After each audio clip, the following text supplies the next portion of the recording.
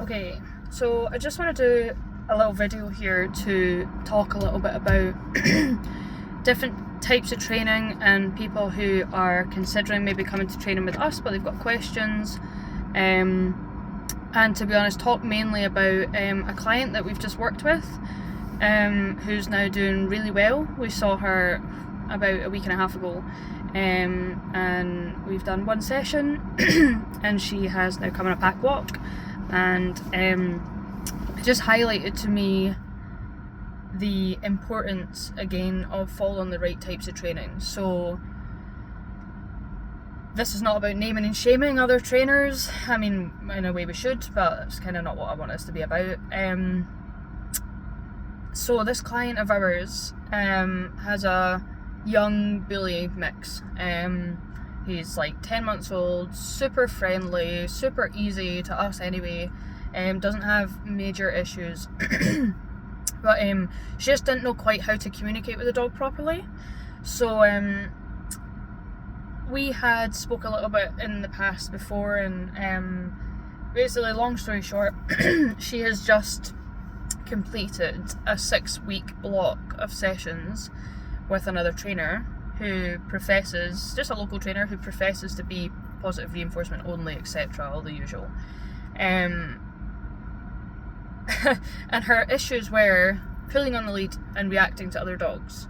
And this client is somebody who has had major surgery, major injuries to her knee, and has various different issues as to why things need to be kept realistic and safe, and just real life, because it could get dangerous, because she has a 40-kilogram bully, and she has potentially issues with her own, injuries.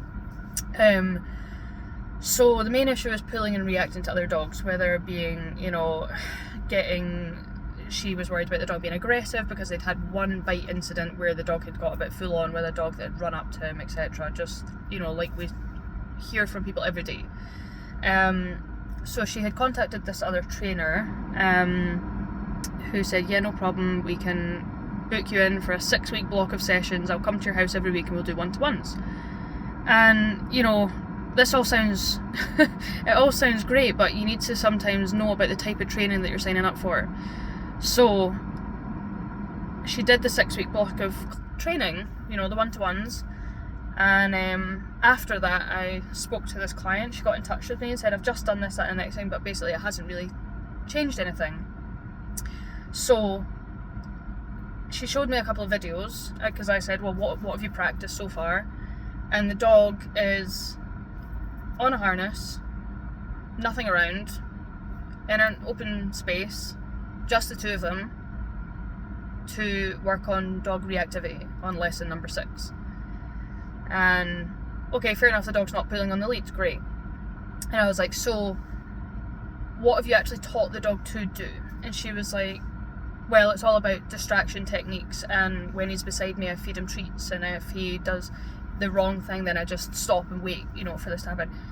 And I'm like, okay, so great, he's now not pulling while he's beside you, but so how did you address the dog reactivity if there was a dog around?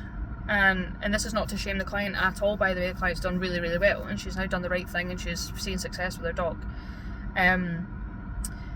But she said, oh well, he heard a dog barking in the background there and didn't react, so that was really good. And I'm like, yeah, but what about when a dog was close or passing by her? And she's like, oh well, yeah, we didn't really do that. I'm like, okay, so what did you teach the dog then? And she's like, well, we taught it to play dead when you do like bang and the dog now plays dead. And I was like, this person knows as a client that common sense, that's not going to help with your dog reactivity. That is part of the equation, yes, teaching the dog what to do in a situation, but if a dog's now running at your 40-kilogram bully in the middle of the park and you've got it on a harness, which gives you zero control, let's be honest, plus you have a physical injury that you have to deal with, and emotions are high and you're having how is playing dead? How is that ever going to change anything? How is that going to work? It's just completely unrealistic. So I went on to this trainer's website just to have a look, and it says we only use positive reinforcement techniques, and we use management, and you know, the usual stuff. And then in the frequently asked questions it says, can I bring my prong collar or e-collar to the sessions? And it says, absolutely not. We do not condone fear and pain based techniques, yada yada yada. So we then did a session, and we got the dog on a prong collar because that is the safest tool for her to use, because that reduces the ability, one, for that dog to actually pull her over or hurt her already injured knee, or be able to pull that leash out of her hands and go and attack another dog, or you know, if her dog is now, you know, under control and another dog's coming at her, it allows her to control so much easier. It's just common sense, guys. Like, I don't have anything against harnesses, neither of us do, but in that context it makes zero sense. If you think of the way that a harness controls a dog, it puts them in the driver's seat. If you're going to do canicross, if you're going to put your husky on a sled, if you are going to ask your spaniel to track something, if you're going to put your mal into a warehouse to find a bad guy, what are you going to put it on? Something where you can hold that dog back and encourage driving forward. That's why you clip the leash onto the back of the harness, and now the dog's in the driver's seat. And of course these trainers are trying to do the opposite of that, but it's so confusing to the dog. And okay, the dog can understand, when I walk next to you I get treats and good things happen, fine, but that's never going to teach the dog that the opposite of that, i.e. pulling, reacting, etc., is wrong. And yes, we should focus on teaching the dog what they're supposed to do, but when you have a potentially, and sorry, it is a dangerous situation, the dog has literally bitten another dog at one point and caused injury to this client, why would anyone do that client and that dog such a disservice as to actively encourage them not to use the best tools and to use what's going to give them the least control, just purely because of an ideology? And it's crazy. So I just want to emphasize how you as a client, like, look at that person's work and watch their videos. And you know, if someone professes, oh, we don't have before and after videos because training shouldn't be quick fixes and it should take a long time, blah, blah. Okay, so take some videos and then show 6 months later, show a year later, but it doesn't happen. And if they do have after videos, then they're in a field with nothing around. So we had one session with this client. We did use a prong collar. Dog was great. Taught him how to walk on a leash. That was, like I say, 10% of the equation, and actually addressed some of the issues. And this dog is easy, like really easy. So we, that first day, had the client and the dog around 3 or 4 other dogs, practicing at a distance, closing the gap, etc.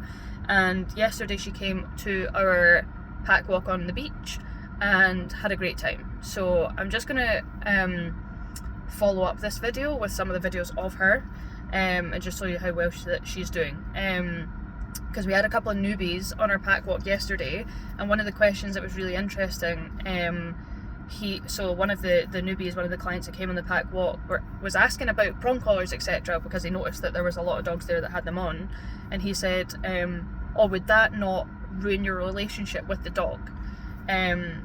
And it was really interesting, the discussion that we got into, Roddy and myself, the couple of new clients that were there, the client who I've just done the session with the bully and seeing the success that she's having, she was on like day 5.